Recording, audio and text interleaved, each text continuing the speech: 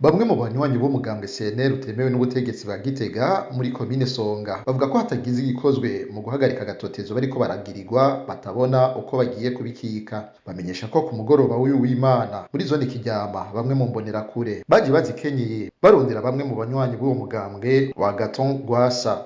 Isoko ryacu ku mutumba wa Karyama rivuga ko zimwe mu mbonerakure zaje kuri uwo mutumba zifata abanywanyi b'uwo mugambwe CNL utemewe na leta ya Gitega zirahuragura zibagira intere nk'uko isoko ryacu rivyigana.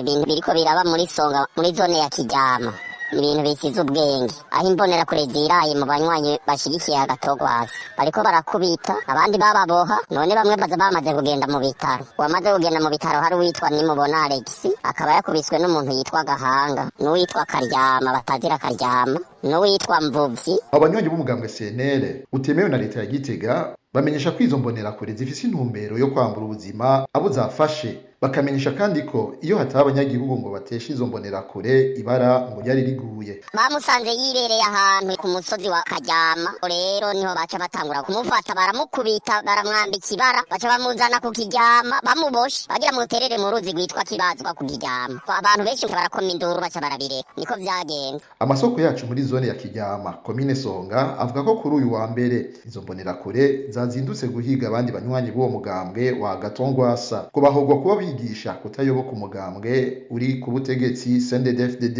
Imbonerakure zitwaza zagenda kubakubita zivuga ngo bariko baravyonga akarere ngo nta banywanyi ngo bakibitaba ngo mu nama zabo batunganya ngo kubera ngo nibo bariko baravyonga akarere ngo ngaho hantu nta kindi babahoye. Kuri ako gatotezo kariko karakorerwa abanywanyi b'umugambwe CNL utemewe n'ubutegetsi ba Gitega mu ruganda rwa RPA twarondeye ngenda kuri yo Damien mustanteri wa komine Songa yatwishuye ko yumvise ko hari akajagari muri zone Kiryama wakaba yarungitse intumwa ariko itaramuha raporo.